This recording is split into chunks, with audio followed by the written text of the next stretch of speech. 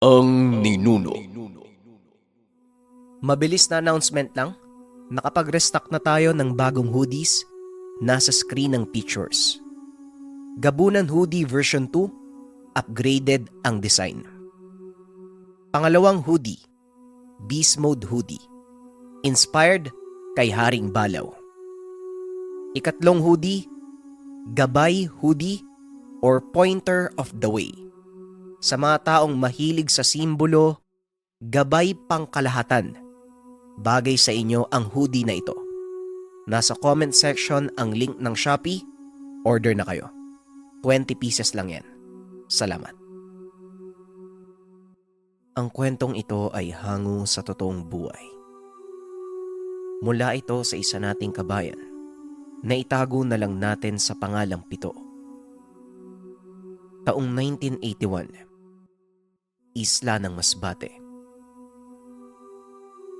Kilala ang pamilya ni Pito sa Isla ng Masbate. Hindi dahil sa makapangyarihan o mayaman ang pamilya, bagkus dahil sa mga natulungan ng ama na si Mang Julio. Si Mang Julio ang pinakamatanda at bantog na manggagamot sa lugar. Simula pagkabata hanggang sa pagtanda, panggagamot na ang gawain nito sa araw-araw. Ang angka ni Mang Julio ay purong albularyo, kaya talagang nananalaytay sa dugo ang ganitong uri ng pamumuhay. Ayon kay Mang Julio, sa tuwing nakakagamot siya ay walang katumbas na salapi ang nararamdamang saya. Lalo pat karamihan sa mga ito ay nakasalalay na ang buhay. Karamihan sa mga nagamot nito ay mga nayanggaw. Laganap sa lugar ang ganitong uri ng patibong ng mga aswang. Kaya naman hindi napapansin ng mga normal na tao ang nabibiling karne o alok na mga pagkain. Samantala, hindi naman maiwasang maging usap-usapan sa lugar ang biglaang pagkawala ng manggagamot na si Mang Julio. Kung dati ay halos araw-araw itong naglalakad sa barangay, ngunit sa mga nakaraang linggo ay hindi na ito nakita ng mga tao. Hindi naman maiwasang matanong ang anak na si Pito, ngunit ni isang beses hindi nito pinansin ang usap-usapan. Bilang nag-iisang anak ng bantog na manggagamot, pinili nitong manahimik, lalo pat anumang oras at sino mang nilalang ay maaaring dumagdag sa paghihirap ng ama. Bata pa lamang, alam na ng binata na may kalaban ang ama. Kaya pumasok sa isipan nito na maaaring dahil sa kasalukuyang kalagayan ng ama, biglang gumante pabalik ang mga nilalang at mambabarang na minsan nitong pinahirapan. Hindi naman tumutol ang mga tiyuhin na kapatid ni Mang Julio. Sila ang kasama ng mag-ama sa tahanan at tumutulong lalo na sa pinansyal na aspeto. Ang mga tiyuhin lamang ang nagtatrabaho. Hindi naman dahil sa ayaw ni Pito na magtrabaho, bagkus mas pinipili nitong tulungan at palaging umantabay sa ama. Dati pa man, binili na ito na siya ang magmamana sa lahing manggagamot, kaya hindi pa man lubos na naipapasa ay nasa puso na ito ng binata. Isang araw, alas 4 pa lamang ng umaga ay bumangon na si Pito. Diretso siyang pumunta sa kwarto ng tahanan kung saan nakakulong ang ama. Walang ibang makikita doon kung hindi kama, unan, at si Mang Julio na nakatali ang parehong mga kamay at paa. Napakabigat sa puso ni Pito na makita ang ama sa ganitong sitwasyon. Bukod sa hindi gaanong makagalaw, halos wala ng lakas ang ama. Hindi ito kumakain kahit ano pang ibigay sa kanya. Kaya ng mga oras na yun, pumunta ang binata para kausapin si Mang Julio. "Tay, pasensya ka na. Hindi naman pwedeng hayaan na lang kita eh. Natatakot ako para sa iba nating kabarangay. Naalala mo tay nung nakagat mo yung kapitbahay nating si Nene? Mabuti na lang tay naturuan mo ko kung paano manipulahin yung utak ng tao. Hayaan mo tay, gagawa ako ng paraan para makabalik ka sa dati. Dito ka lang tay ha, alis muna ako mamaya. Ang sabi ni Tio Cesar, may manggagamot sa kabilang baryo na kasing galing mo. Lalabas po muna ako ha. Uwi ka ni Pito. Dumiretso na muna sa kusina ang binata para makapagtimpla ng kape. Habang nakaupo sa bakuran, muli namang bumalik sa alaala ang nangyari sa ama. Isang araw, habang nasa sulok si Pito, pinagmamasdan nito ang panggagamot ni Mang Julio. Nung araw na yon ay mahaba ang pila. Isa-isa itong tinititigan ni Julio hanggang sa mabaling ang atensyon sa lalaking nakaupo sa gitnang parte. Maayos naman ang itsura at napakalinis kung manamit. Sa ilalim ng kinakaupuan nito ay may nakasupot na dahon ng saging na napansin ni Pito. Maliit lamang kaya naisip ng binata na baka pagkain ang dala ng lalaki. Habang mas napapalapit ang pila kay Mang Julio, mas nagiging malagkit ang titig nito, kaya nakatitig lang din si Pito sa lalaki. Nang nasa harapan na ito ni Mang Julio ay biglang niyakap ang manggagamot. Hindi man sigurado pero hindi mawala sa isipan ni Pito na may ibinaon sa batok ni Mang Julio. Hindi naman ito naramdaman ng manggagamot kaya nagpatuloy lamang sa pagtatanong sa lalaki. Lalo pat umiiyak ito sa harapan ng ama. Nang mag-umpisa si Mang Julio, napansin ni Pito na may kakaibang nangyayari sa ama.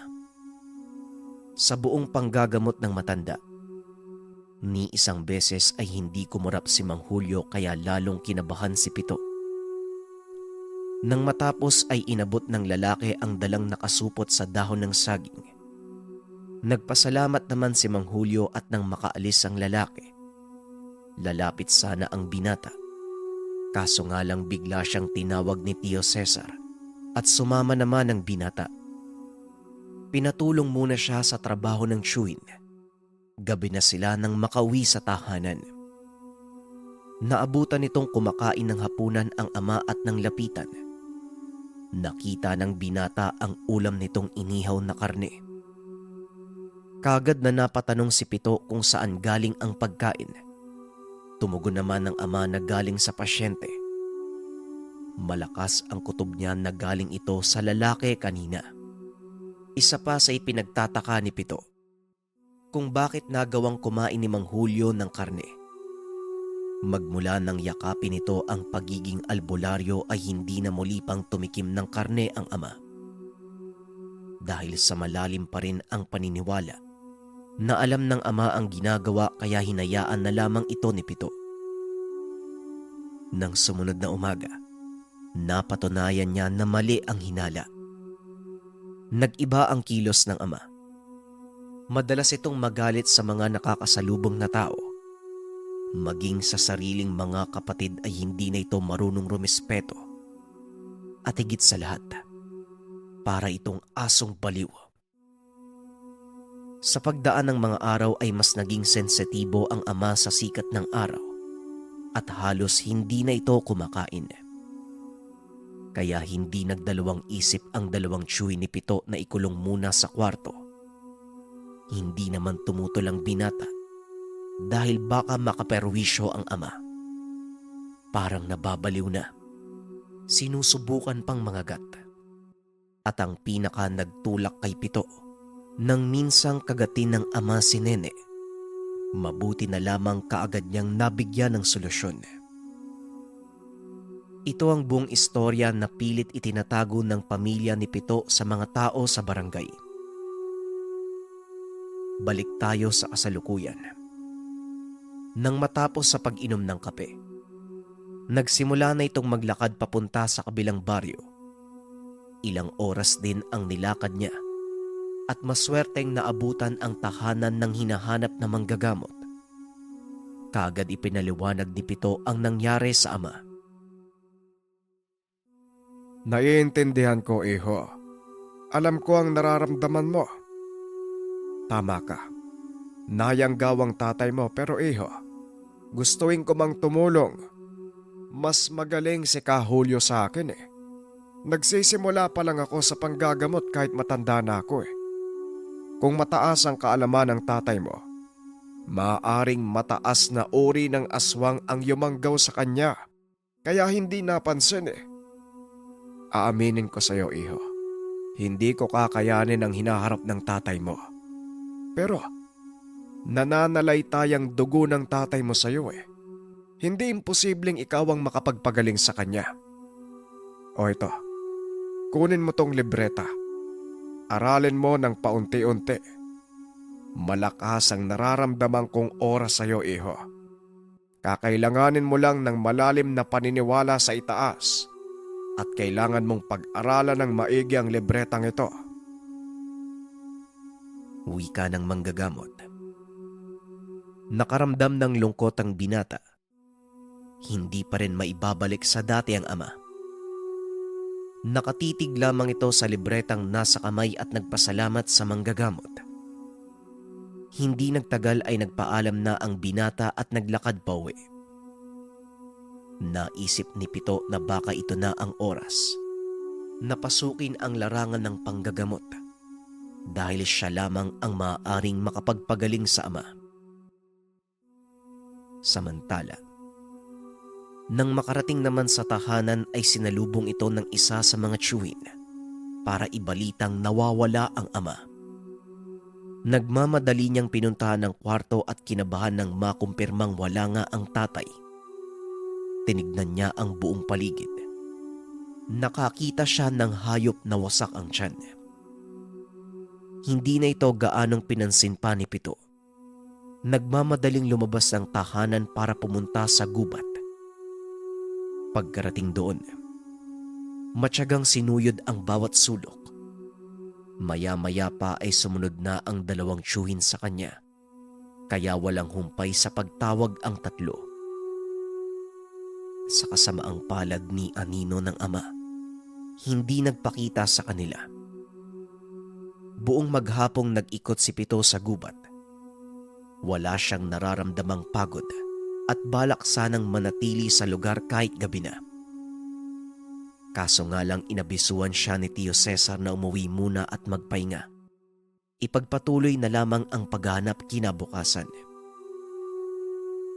Madaling araw na nang makauwi sa tahanan. Doon lamang nakaramdam ng pagod ang binata at kaagad nang nakatulog. Nang sumunod na araw, habang nakaupo sa bakuran ay naikwento nito sa mga tiyuhin ang napaginipan. Ayon dito, nasa puno ng akasya ang ama. Hawak ito sa leeg ng nilalang habang humingi ng saklolo sa kanya. Pangitain ni Julio para matunto natin kung nasaan siya. Pero hindi tayo pwedeng sumugod ng hindi handa. Aralin mong maigi yung libretang naibigay sa'yo. Nasa dugo mo ang pagiging manggagamot at albularyo. Hindi imposibleng matutunan mo yan sa maikling panahon. Wika ni Tio Cesar. Tumango naman si Pito. Kinuha ang libretang ibinigay ng manggagamot. Sabay nilang tinignan ang laman ng libreta at sa pagkakataong iyon, doon nadiskubre ni Pito ang kakaibang kakayahan. Nagagawa niyang mabasa ang mga nakasulat sa libreta. Hindi na nakialam ang dalawang tiyuhin. Sa maghapon ay walang ibang ginawa ang binata kung hindi mag-aral. Ayon kay Pito, kumpleto na ang pamamaraan na naisulat sa libro. Kailangan niya na lamang itong sundin para maging handa sa gagawing pagbawi sa ama. Walang pahinga si Pito. Ilang araw niya itong masuring pinag-aralan. Nakabisado niya ang pamamaraan, kung paanong tumawag ng mga nilalang at kung paano sila makakausap. Sumapit na ang pinakahinihintay na araw. 12:00 ng gabi.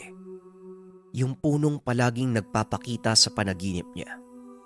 Narating nila ang mismong lugar. Walang tigil sa pagbitaw ng orasyon ng binata. Ilang oras ang itinagal bago lumabas ang ama sa puno. Naputol ang pagdarasal ni Pito nang makita na hindi na humihinga ang ama. Napakaraming kalmot sa katawan lalo na sa bandang leeg at dibdib. Kagad namang lumapit ang dalawang tiyuhin nang makita si Tatay Julio. Ganon na lamang ang pagyakap nila sa kapatid at habang si Pito naman patuloy na sumisigaw sa harapan ng puno. Lumabas ka. Harapin mo ko. Lumabas kang demonyo ka. Anong ginawa mo sa tatay ko? Wika ni Pito. Humangin ng malakas ang paligid. Patuloy lang si Pito sa pagsasalita. Lumabas na ang nilalang. Bagyang mas matangkad sa normal na tao. Napakaitim ng balat at pula ang mga mata. Hindi naman ito nagsalita bagkus tumawa lamang sa harapan ng binata at dahan-dahang naglalaho sa dilim. Nang muling tumahimik ang paligid ay nagyayana ang mga tiyuhin ni Pito. Kailangan nang iuwi sa tahanan ang katawan ni Mang Julio. Sumang-ayon naman ang binata. Hindi umimik ang tatlo hanggang sa makarating sa tahanan. Samantalang bago tuluyang pumasok ng baryo, minabuti nilang ilagay sa sako si Mang Julio. Mabigat man sa kalooban, kinakailangang itago sa mga kabarangay ang nangyari kay Tatay Julio. Ayaw ng pamilya na muli pang pag-usapan ng ama, lalo pat alam nilang hindi pa natatahimik ang kaluluwa nito sa sinapit. Kaya naman, kinabukasan ay kagad nilang inilibing ang bangkay ni Tatay Julio. Ito ang naging huling alaala at pinakamasakit na karanasan ni Pito. Lumipas ang mga araw. Hindi pa rin matanggap ni Pito ang nangyari sa ama at nais niyang makagante sa mga nilalang. Muling pinuntahan ni Pito ang albularyong nagbigay sa kanya ng libreta at dito unti-unting pinaliwanag ng binata ang nangyari. Ayon naman sa albularyo, maaring huli na ang lahat ng dumating si Pito. Nakuha na ang kaluluwa ng manggagamot ng mga aswang. Hindi na nagsalita pa si Pito. Bagkus sumingi ito ng tulong sa manggagamot, nahubugin at gawin siyang ganap na albularyo. Ang desisyon ay bukal sa loob ng binata dahil bukod sa gustong makagante sa nilalang, nais niya ring makatulong katulad ng ginawa ng ama. Hindi naman nagdalawang isip pa ang albularyo. Binilinan kaagad ang binata na sa susunod na pagbalik ay magdala ng sariling gamit. Kinakailangang mag-aral ni Pito sa poder ng manggagamot sa loob ng ilang taon upang maipasa ang lahat ng karunungan. Umuwi si Pito at sinabi sa tiyuhin ang pasya. Suportado naman ng dalawa ang nais ni Pito. Ilang taong nag-aral sa manggagamot si Pito. Sa loob ng mga panong iyon, walang ibang ginawa ang binata kung hindi palalimin ang pananalig sa ama. Sa katunayan, nilagyan siya ng marka sa batok ng guro bilang tanda ng kauna-unahang tinuruan. Dagdag pa ng manggagamot, kahit hindi pa gaanong dalubhasa ay kinakarangal nito na maturuan ang nag-iisang anak ni Mang Julio na matagal niya nang tinitingala. Dahil matalino at naiintindihan kagad ni Pito ay hindi siya gaanong nahirapan sa pag-aaral. Hindi niya napansin ang paglipas ng panahon dahil masaya sa ginagawa. Dumating ang araw na pwede na siyang bumalik sa baryo. Iba na ang itsura ng binata. Malayo na sa dating tagasunod lamang ng ama. Isa sa unang misyon nito ay muling puntahan ng gubat kung saan natagpuan ng ama. Pagkarating sa lugar, kaagad niyang pinakiramdaman ang presensya ng mga nilalang. Nahanap ito ng binata. Ngunit naisip niya na kailangan niyang maging mas matalino sa mga nilalang. Kaya naman umatras muna siya ng mga panong iyon. Nang sumunod na araw habang nasa pagkainan, seryosong kinausap ni Pito ang dalawang tiyuhin. Maraming salamat po dahil kahit kailan, hindi niyo po ako pinabayaan. Sobra din po yung suportang ibinibigay niyo eh. Habang buhay po ako magpapasalamat. Marami na po kayong napagdaanan pero sa puntong ito, may gagawin po akong kakaiba eh. Hindi ko po alam kung magtatagumpay ako pero mas maiging subukan. Gagawin ko lang po ito sa pagnanais na patigil na yung pagmemerwisyo ng mga nilalang. At syempre para na din kay tatay. Kapag hindi ako nakabalik sa loob ng 3 buwan, isipin yung patay na ako.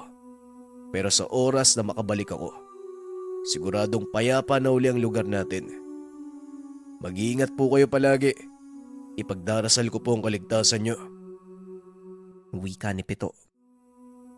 Hindi naman umimik ang dalawang tiyuhin. Hanggang sa ilang sandali pa sinabi ni Tio Cesar na wag ituloy ang ibinabalak. Pero hindi na ito nagpapigil pa at sinabing ito ang misyon na naibigay sa kanya. Kaya nang mismong gabing iyon, mag-isang tinahak ni Pito ang daan papunta sa kagubatan. Mahirap man ang sitwasyon, ngunit paglipas ng mga araw at buwan, kahit papano naging panatag ang dalawang tiyuhin dahil alam nilang magaling na albularyo ang pamangkin. Sumapit ang 3 buwan. Walang palya sa pananalangin ang mga tiyuhin at hindi naman sila nabigo. Dumating si Pito sa tahanan. Niyakap siya ng tiyuhin. Kumusta na po kayo? Nga pala hindi po ako magtatagal ha. Ilang oras lang po akong pwedeng manatili sa lugar nyo eh. Alam nyo po ba, nakakasama ko po si tatay dun sa lugar nila. Alam kong hindi yun yung katawan ni tatay pero nakasanib na siya sa nilalang eh. Yung kaluluwa niya pero masaya pa rin ako. Kahit papano nakakausap ko siya, nakakasama ko siya. Iiwan ko po sa inyo yung bagay na to ha. Mag-ingat po kayo. Maayos po ko dun, wag po kayo mag-alala sa akin. Maayos po kami ni tatay. Itong bagay na iiwan ko, gamitin niyo po sa pang-araw-araw niyong pangangailangan. Wika ni Pito. Hindi na ito nagtagal pa at umalis na ng lugar. Lahat ng katanungan sa isip ng mga tiyo, hindi na naitanong pa dahil nagmamadali na ang pamangkin. Samantala, nang buksan ito ang ibinigay na bagay na nakabalot sa itim na tela, iba't ibang uri ng mamahaling bato. Ganun na lamang ang pagpapasalamat ng mga ito, lalo pat kailangan nila ng pera. Magmula nang mangyari ang pagdalaw ni Pito, 3 buwan ang lumilipas bago bumalik ang binata. Ayon kay Pito, nagawa niyang pakiusapan ang mga nilalang na wag nang mamerwisyo ng mga tao, bagkus ibaling na lamang sa mga hayop ang pagkain ng karne. Kaso nga lang, ang kapalit ng lahat ng ito, mananatili siya sa kanilang lugar. Siya mismo ang magpaparami ng mga pagkain ng nilalang. Ngunit kasabay din ng lahat ng yan, makakasama niya ang kaluluwa ng ama. Natanong din siya ng tiyuhin kung isa pa ba siyang manggagamot o isa ng aswang. Tinitigan lamang sila ni Pito. Hindi na siya sumagot at tuluyan ang umalis sa lugar.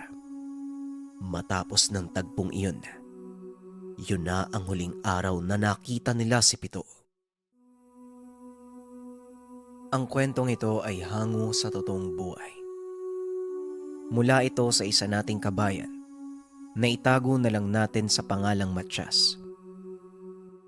Walang eksaktong taon. Probinsya ng Iloilo. Hoy, kayong dalawa. Saan kayo pupunta? Naku, kung saan-saan na naman kayo aakyat ha. Baka mamaya may mangyari sa inyo eh. Teka, Bakit dala nyo yata lahat ng gamit nyo? San kayo dadayo? Pwede sumama?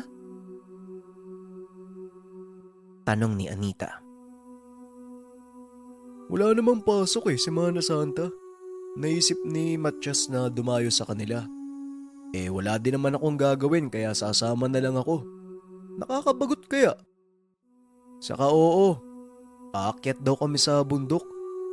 Alam mo naman na mahilig ako sa paglalakbay kung saan-saan Maraming aswang daw sa kanila kaya nananabik ako gusto ko talaga makakita ng aswang. Pero sa ngayon, huwag ka munang sumama. Para sa lalaki lang yung lakad na to. Wika ni Mario. Aswang? Ang dami namang pwedeng puntahan doon pa talaga sa may aswang. At saka lalaki din ako, no? Sa puso. Mas lalaki pa nga ako sa'yo Ang yabang mo. Hindi ka pa nga tuli. Matias, pagdating mo doon sa inyo ipatuli mo nga to sa tatay mo nang matanggal ang kayabangan niya. Wika ni Anita. Ay nako kayong dalawa, tama na nga yan. Pareho lang kayong mayabang Nga pala Anita, ipaalam mo na lang kami kay Aling Carmen Hindi kami nakapagpaalam kahapon Babalik din kami pagkatapos ng Semana Santa. Hayaan mo, may chewin akong nanunuli sa amin. Ipapatuli ko tong kaibigan natin. Tugon ni Matias. Nagtawanan ang tatlo. Bago pa man nakaalis si Matias at Mario, sinabi nitong sa susunod na bakasyon ay isasama na si Anita. Mula unang taon sa kolehiyo hanggang sa makatungtong sa ika-4 na taon sa kursong guro, sila na ang magkakasama. Si Anita ay astang lalaki at ang dalawang mahilig maglagalag. Halos lahat ng liblib na lugar sa Visayas ay napuntahan na ng dalawa. Makahanap lamang ng realidad patungkol sa mga misteryo o hiwaga. Dagdag pa ng mga ito, kakaiba ang pakiramdam ng may mga bagay na natutuklasan na hindi kayang ipaliwanag ng siyensya. Magkaiba ang nakagisnan ng magkaibigan. Si Mario ay laking syudad, habang si Matias ay laking probinsya. May kaalaman siya sa lihim na karunungan, dala ng impluwensya ng pamilya na lahi ng mga manggagamot. Pero dahil mahilig din si Mario sa mga kababalaghan, kaya naman madaling nagkasundo ang dalawa. Sabas pa lang, nagsabi na ng mga gagawin si Matias. Sa tuwing may lalakarin ang dalawa, palagi niyang pinapaalalahanan ang mga kaibigan sa mga dapat sabihin, kagaya na lamang ng tabi-tabi po, puwera usog, o hindi kaya naman sinasaway niya ang kaibigan na huwag itong magturo kung saan-saan. Tol, alam mo na yung palagi kong bilin sa'yo Iba ang lugar na pupuntahan natin kumpara sa ordinaryo. At saka, iba din ang pamahiing sinusunod namin. Alam mo na yung palagi kong paalala. Huwag ka masyadong madaldal at huwag kang magtuturo kung saan-saan. Wika ni Matias. Hindi dapat sabihin o ituro, tol. Tinatandaan ko yan. Pero ilang taon na tayo magkaibigan sa dami ng napuntahan natin. Bakit ngayon mo lang ako naisipang dalin sa inyo? At saka, kung marami palang aswang, bakit doon kayo nakatira? Nakakita ka na ba ng aswang, tol? Tanong ni Mario. Mahabang kwento kung bakit hindi kita dinadala sa amin. Pero minsan na ako nakaengkwentro ng aswang. Pati nga ako napapaisip kung sa amin lang ba meron Ang totoo, nakatira kami sa isla na hindi talaga dinadayo ng tao. Doon isinasagawa yung kakaibang seremonya ng mga anak ng dyablo. Kada Semana Santa, kahit may kalayuan, maririnig mo yung mga angil, mga atungal. Hindi ko din alam kung bakit doon kami tumire. Pero, sige na magpahinga ka muna tol. Mahaba pa yung biyahe natin. Tugon ni Matias. Sumang-ayon naman si Mario sa sinabi ng kaibigan. Inayos ang pagkakaupo. Ilang sandali pa ay nakatulog na. Ganon din si Matias. Nagising na lang ang dalawa nang sumigaw ang konduktor. Kung meron bang gagamit ng banyo, tumayo si Mario upang umihi. Samantalang si Matias naman ay nanatili sa bus. Ilang sandali lang ay nakabalik na ang kaibigan. May nakilala itong may edad na lalaki. Kasama nila sa bus, pero medyo may kalayuan ang inuupuan. Ayon kay Mario, pareho sila ng lugar na bababaan, pero magkaiba ng sityo. Bigla na lamang itong nagkwento kahit hindi siya kilala. Dagdag pa niya, kakaiba ang kilos ng matanda, maging kung paano ito magsalita. Ituturo pa sana ni Mario ang nakilala, ngunit hindi niya na makita kung saan nakapwesto. Sa dami ng pasahero, hindi niya na din masyadong namukaan ang nakausap.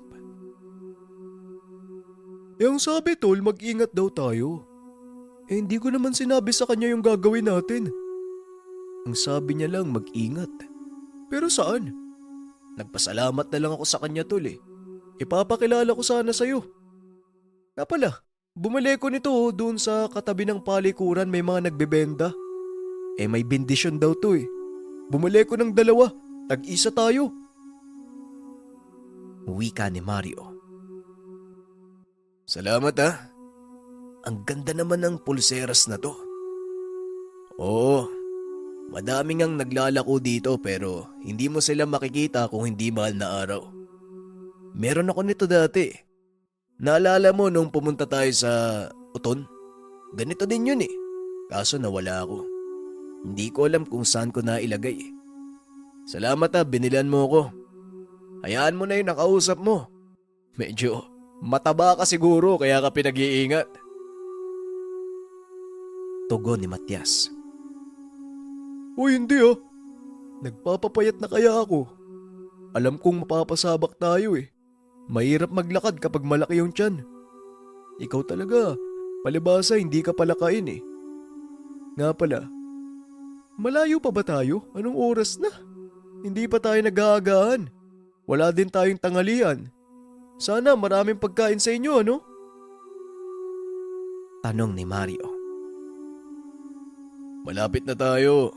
Medyo maaga pa naman para magtanghalian. Tisin mo na lang yung gutom mo. Pagdating sa amin, hindi masyadong nagluluto lalo pat mahal na araw eh. Hindi bale. Marami namang mga nyog dun eh. Kulang na lang ng tagakyat. Tugon ni Matias sabay tawa ng nakakaloko sa kaibigan. Nakitawa din si Mario. Ilang oras pa ang lumipas bago nila marating ang lugar. Naroon na sila sa sakayan ng habal-habal. Nakita ni Mario ang pamilyar na tao. Akmang tatawagin sana ito. Sinaway siya ng kaibigan. Ayon kay Matias, kailangan na nilang makasakay kagad dahil tanghaling tapat na. Magsisimula na ang parada ng mga santo sa lugar para sa gaganaping bisperas ng mahal na araw. Wala namang nagawa si Mario kung hindi sumunod.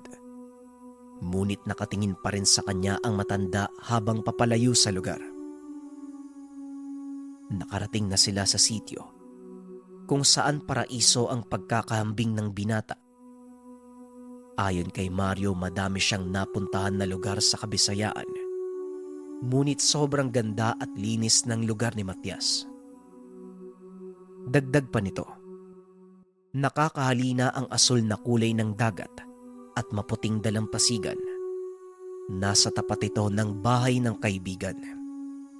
Ang kanilang tahanan ay gawa sa malaking bato. Pinagpatong-patong na tila gawa pa nung unang panahon. Namangha ang binata sa nakatagong yaman ng angkan ni Matias. Ni hindi siya makapaniwala sa bumungad sa kanya.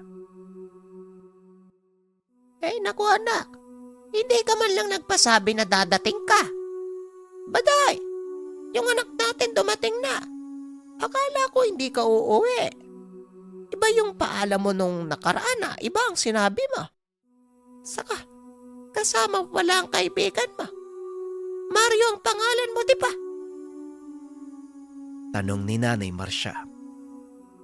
Nga pala tol, si Nanay Marcia.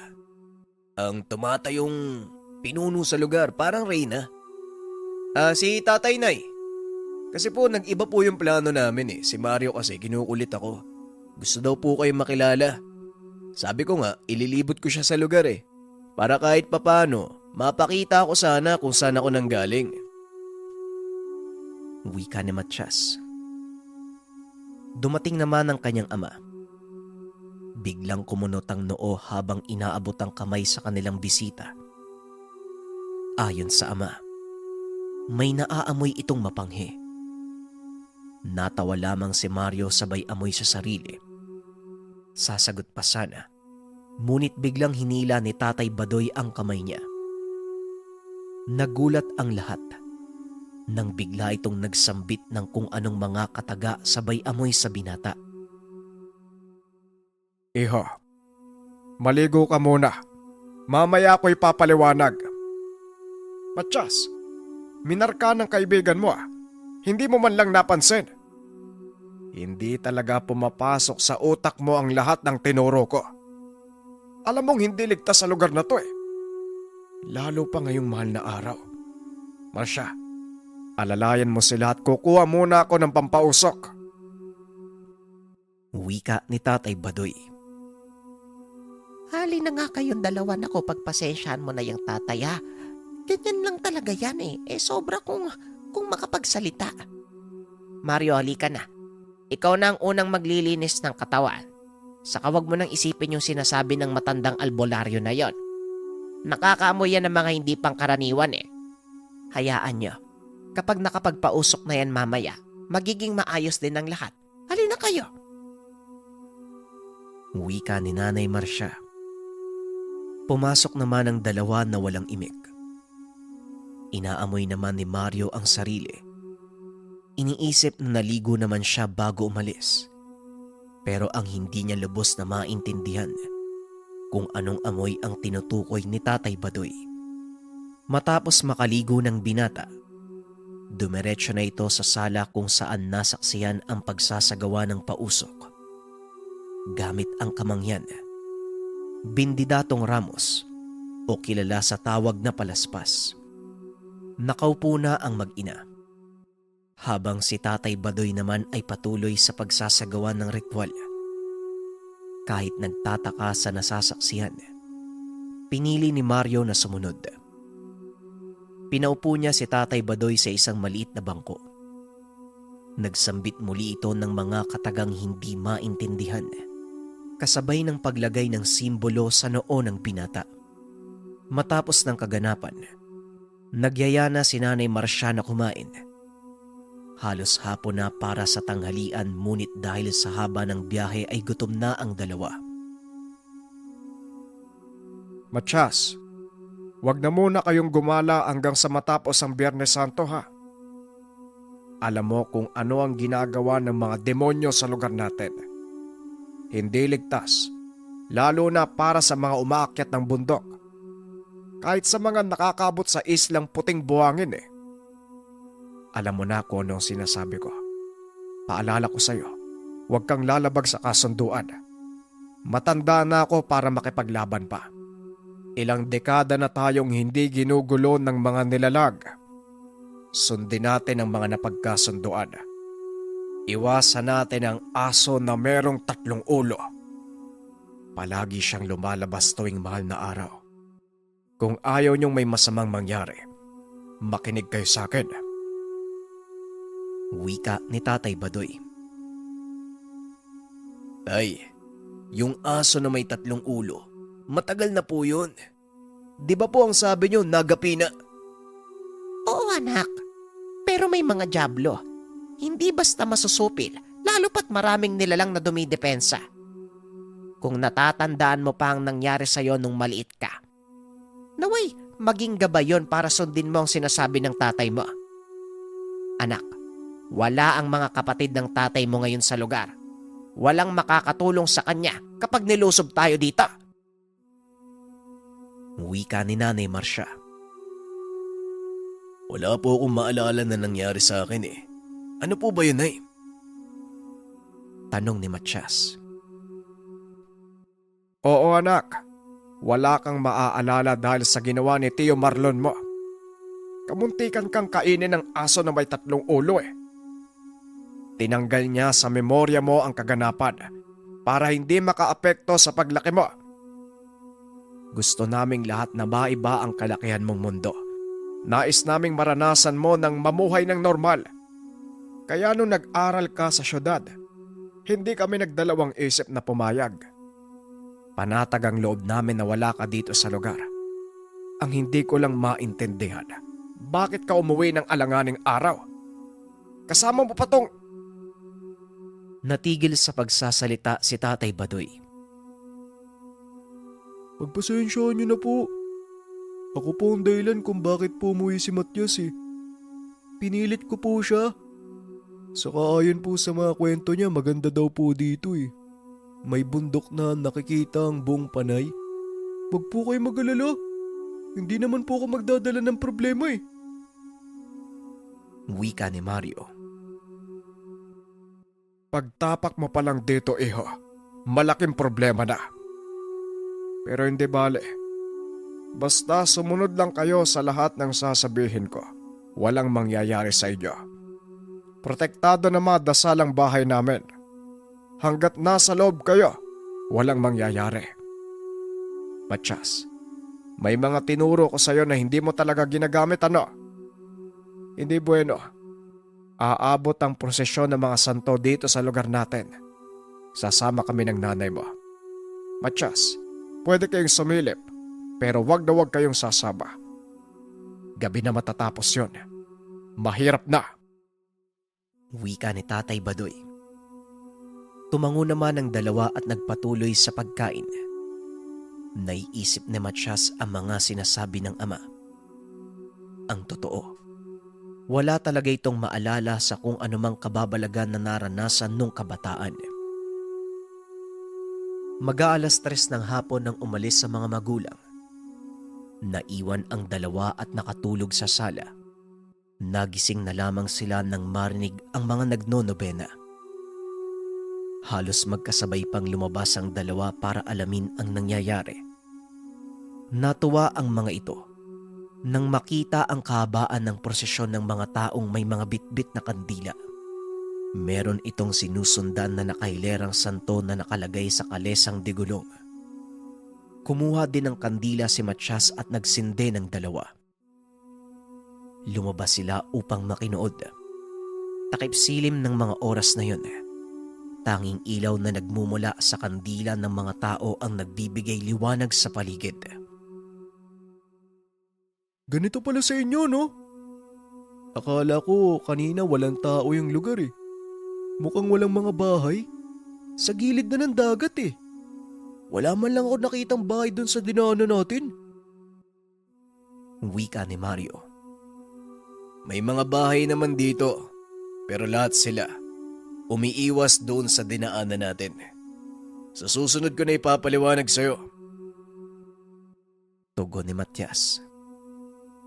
Magsasalita pa sana ito nang bigla na lang may humablot sa kaibigan. Nagulat pa ito na tila hindi man lang namalayan kung saan ito sumuot. Tinawag niya ang kaibigan ngunit marami pa ang dumadaan. Hindi niya ito makita o marinig. Akmang tatawid na sana si Matias nang mamataan niya ang lalaking hawak si Mario sa kwelyo. Hinihila ng lalaki ang kaibigan paakyat sa lugar. Sumisigaw si Mario ng tulong, ngunit tila walang naririnig ang mga tao. Hanggang sa makita niya ang kumpol ng mga nilalang, papasugod sa kinaroroonan ng kaibigan. Dahil sa sobrang takot, hindi nagdalawang isip si Matias na takbuhin ang kinaroroonan nito. Sa sitwasyong iyon, walang dalang sandata si Matias, maliban sa bendidatong palaspas na nakasabit sa mga karo. Walang pagdadalawang isip niyang binunot ang mga ito. Lahat ng makita, mapatao man o nilalang ay pinapalaspasan ni Matias. Nanlaki mga mata ng binata nang makita ang nilalang. Pulang-pula ang mga mata ngunit nasaan yung tao lang. Nakakatakot man ang mga karap ay hindi siya nagdalawang isip na tulungan ang kaibigan. Nabitawan ng lalaki ang kaibigan. Nawalan ng malay si Mario habang humingi ng tulong si Matias. Anak ng Diablo talaga. Ano bang ginawa niyong dalawa? Pinagtitingin na kayo ng tao, ha? Halika na nga, buhatin natin si Mario. Sabing huwag kayong lalabas eh. Wika ni Tatay Badoy. Ano bang nangyari, anak? Buti na lang nagpaiwan kami ng tatay mo sa prosesyon dahil inaalala namin kayo. Paano kung di namin kayo naabutan? Tanong ni Nanay Marcia. Mamaya na ang pag-uusap, Marcia. Mabigat itong si Mario eh, kaya tulungan mo kami. Sabi ko na nga ba eh. Pinahiga nila si Mario sa upuan at hindi pa rin ito nagkakamalay. Akmang pupulsuhan sana ni Mario, ngunit biglang nakita ni Tatay Badoy ang suot nitong pulseras. Napamura ito nang wala sa oras dahil ang nasabing pulseras ay pagmamay-ari ng Diablo. Napapaisip ang matanda kung paanong nakontra ng nilalang ang mga ginawa niyang proteksyon sa mga binata. Dali-dali itong tinanggal ni Tatay Badoy at walang pagdadalawang isip na sinunog. Nagsagawa muli ang ama ng malawakang paglilinis ng ora maging sa tahanan. Ayon dito, ang nabiling mga pulseras ay hindi proteksyon kung hindi pinasuot ito ng tao upang mamarka ng biktima. Lalo na sa mga dayon na hindi alam kung ano ang mga ito. Nalinlang ang kaibigan na nagbebenta ng pulseras at hindi ito ang totoong anyo ng nabili. Sinadya lamang na maging kamuka ng nabili ni Matias nung una upang hindi ito maghinala. Nagpaliwanag na din ang binata sa mga naganap ng biyahe. Ganun na lamang ang pagkadismaya ng matanda na hindi man lang nalaman ng anak ang mga nangyayari sa kaibigan. Umaga na nang magising si Mario. Sa kasamaang palad, binura ni Tatay Badoy ang alaala nito upang hindi na kumalat pa ang masamang kaganapan sa lugar. Tol, hindi mo ko ginising haba ng tulog ko. Hindi man lang tayo nakapaghapunan, gutom na ako. Wika ni Mario. Sige na't bangon at nakahanda na ang mesa. Ang tagal niyong gumising kaya ayan, nagutom na ang kaibigan mo, Matias. Mamaya mag-uulam tayo ng maraming lamang dagat. Gusto niyo ba yon? Wika ni Nanay Marcia. Yun oh, talagang yan po yung pinunta ko dito eh. Halika tol, kain na tayo. Napangiti na lamang si Matias. Alam niyang tulad niya, ayaw ng ama na maalala ng kaibigan ang pinagdaanan sa lugar. Hindi na din nagkwento pa si Matias. Bagkus tinupad niya ang mga pangako sa kaibigan na ililibot siya sa lugar. Pinakita niya ang ganda at kung saan ang pugad ng aswang. Ngunit hindi na sila lumapit pa sa lugar dahil sobrang delikado. Bumalik ang dalawa sa syudad matapos ang 4 na araw. Baon ni Mario ang magagandang alaala na naranasan kasama ang kaibigang anak ng albularyo. Habang si Matias naman, nanatiling dala ang lihim na karanasan na ang mismong pulseras na kagaya ng sa kanya, ginamit ng isang nilalang upang mamanipula ang isipan ng kaibigan at malagyan ng marka. Mabuti na lang, nariyan ang amang albularyo upang tumulong sa kanila. Mga nagtitinda ng pulseras tuwing sasapit ang mahal na araw. Maraming tao ang nabibighani dito. Kaso nga lang, tunay nga bang nagbibigay ito ng proteksyon o ginagamit ito ng nilalang upang mambiktima? Maraming salamat sa pakikinig ng ating kwento. Muli kung gusto nyong i-upload na natin yung next episode ng Matandang Bertudes, comment lang ng #upload mo na yan. Maraming salamat.